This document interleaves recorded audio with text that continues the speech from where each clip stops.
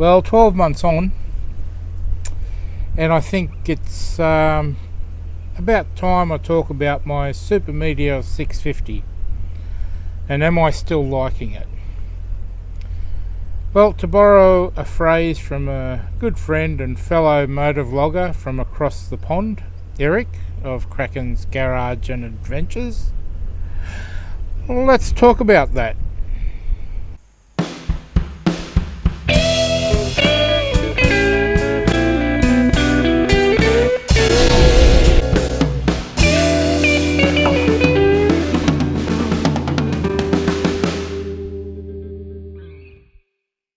Let's start by walking through the modifications I've done over the past year. I suppose this is a disclaimer time. I have no affiliations with any of the equipment suppliers. All the items were purchased by me, and this review is based on my personal experience. I have no affiliation or connection with Royal Enfield other than I own one. So let's start.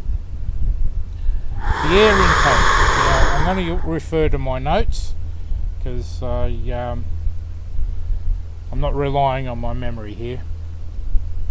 So, the first modification on the air intake was an upgrade to the standard air filter and cover to a DNA high performance filter. The DNA filter is a multi-layer cotton gauze filter impregnated with oil that offers the following advantage for the Supermeteor 650. The OME air filter airflow is rated at 48 cubic feet per minute CMF. The DNA filter airflow is 86 CMF. That's an increase in airflow of 79%.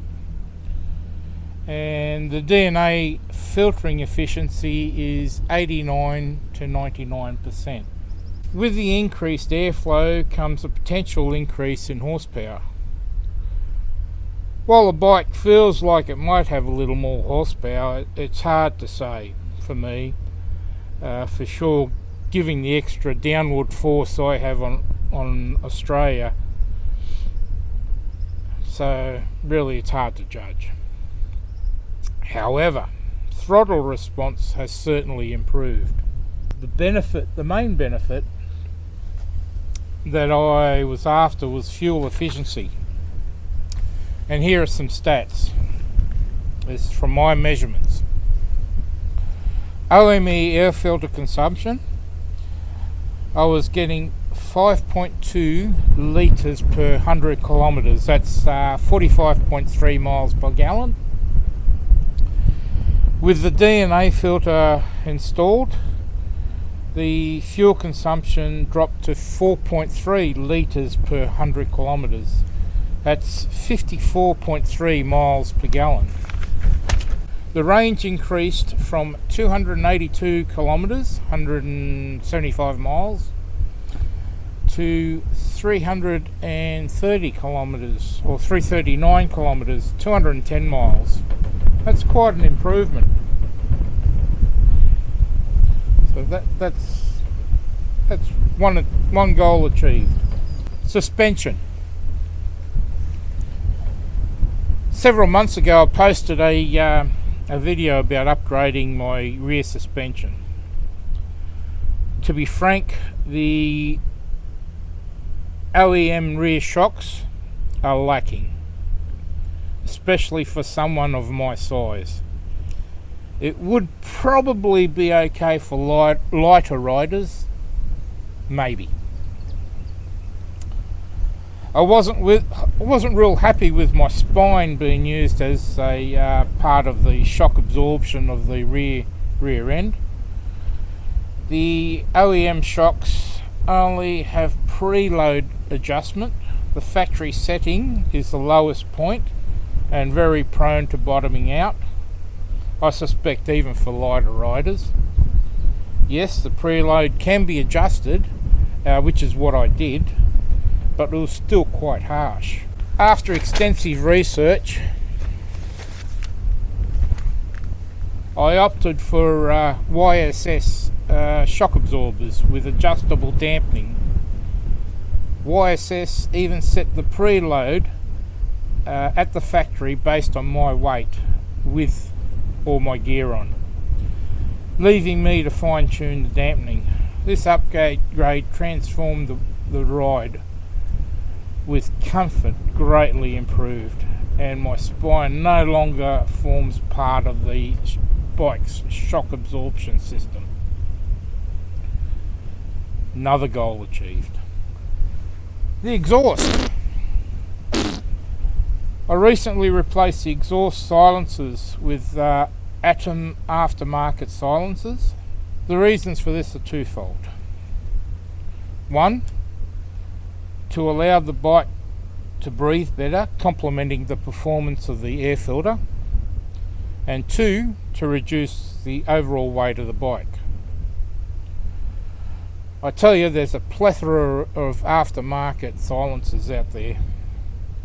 In the end, I consulted with my local dealer and found they had become distributors for all Atom exhaust systems.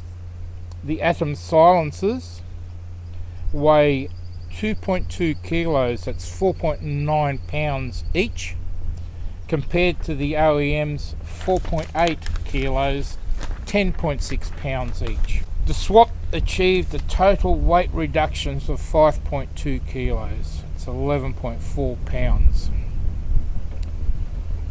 I'm still playing around with the DB killers. I'm not sure whether I really want them in or keep them out for the sound.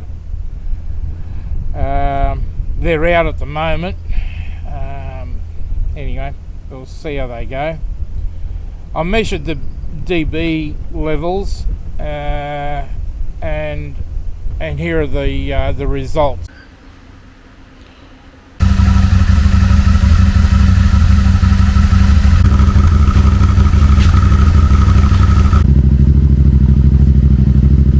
The following is to be noted.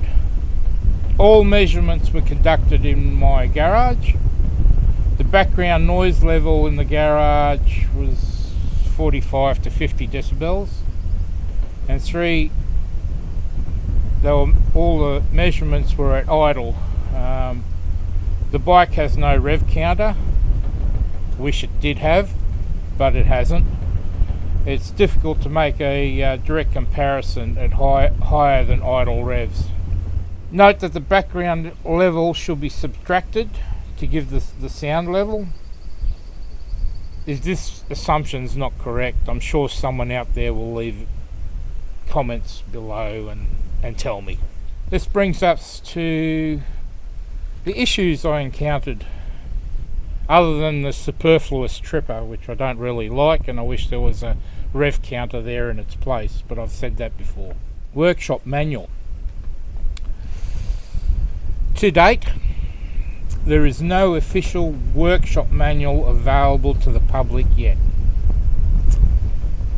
My theory, and this is my theory only, is that the dealerships rely on service fees for income due to the price of the units, and the profit margins are tight.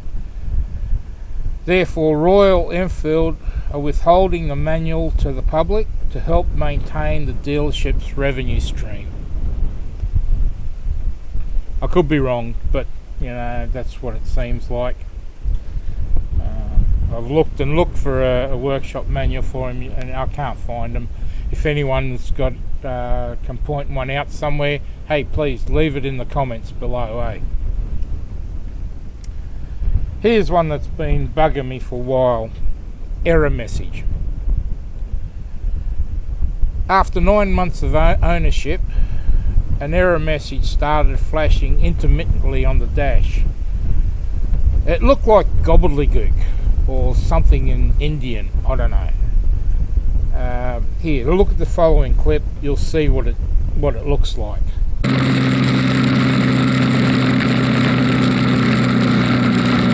It seems that the message means check battery. The dealership has checked the battery and found it to be healthy. A warranty claim was lodged with Royal Enfield, who replaced the dash. This didn't rectify the problem. Then the voltage rectifier was replaced. Again, it didn't rectify the problem. All the connections on the batteries and earths have been checked. To date, the error message still continues. To intimately make its presence seen, I should note that when the bike's not in use, I connect the battery to a battery maintainer to keep it healthy. And also to note that the error message does not affect the performance of the bike in any way whatsoever. It's just a bloody nuisance. It just keeps flashing up, but maybe it's triggering my OCD or something. I don't know. It's annoying. Anyway, it seems like now Royal Enfield are going to replace the wiring harness to an upgraded one. This tells me that they have faced this problem before and have come up with a new harness to hopefully overcome the issue. If anyone else out there has had this issue or seen it, hey, let me know in the comments. Be interesting. Anyway, final thoughts. Am I still liking it? Well, the simple answer is yes. I've owned larger and faster bikes, including BMWs, Hondas, Yamahas, Kawasaki's, and even a Harley Softail Standard. However, this little gem fits my needs perfectly. It's great for riding around the tablelands and enjoying morning teas, such as this, even when it's not as windy, at some scenic spots and the plethora of nice roads available around the tablelands. So despite the minor annoyances, the Supermeteor 650 continues to deliver, and I'm still enjoying every ride. What's your experience with the similar modifications or issues? Drop your thoughts in the comments below. So there you have it. That's where I'm up to with my bike, and as I said, still liking it and still enjoying it. So I'm going to finish my my morning tea here at a nice spot, even though it's so windy. So everyone out there, take care of each other, particularly yourself, and until next time, cheers.